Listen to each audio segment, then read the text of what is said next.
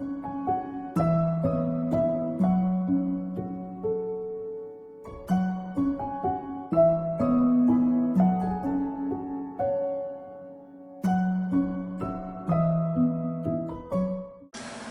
Bruchim Abayim, welcome everyone. Every Friday we try to learn something from my holy ancestor, the Maharal Prague. This week's Parshas, Parshas Korach. In the book of Numbers, chapter 16, verse 1, it says, Vayikach Korach ben Yitzhar ben Kahas ben Levi v'dasan v'aviram b'nei Aliyah v'on ben Pelas b'nei Reuven.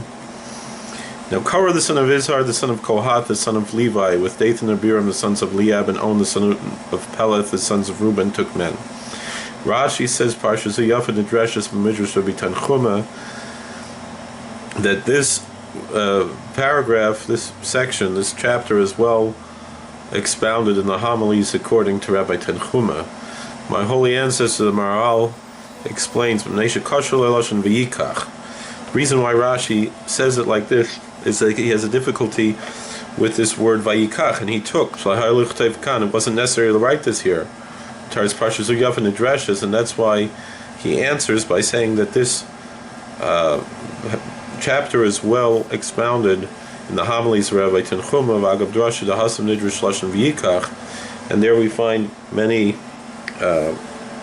homilies about this term, and he took K'moshe Meforish Rashi Achrav, as the next Rashi explains, and we'll learn that next Rashi, Lokach Hasatzman L'Tzadech Li'ez Nachlik Mitocha Eda al Kahuna, that he took for himself one side to be arguing from within the congregation, to be upset against the priesthood. And that's what Unklus, how he renders it, that he separated himself. Korah separated himself from the rest of the congregation in order to hold on to an argument. And that's what it says, he took your heart. In the book of Job, chapter 15, verse 12, it says, why do you take your heart? Or why does my heart take me aside? What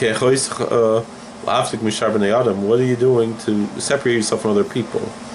Thank you for watching. God bless. Please like, share, and subscribe. Comment. We'll see you later.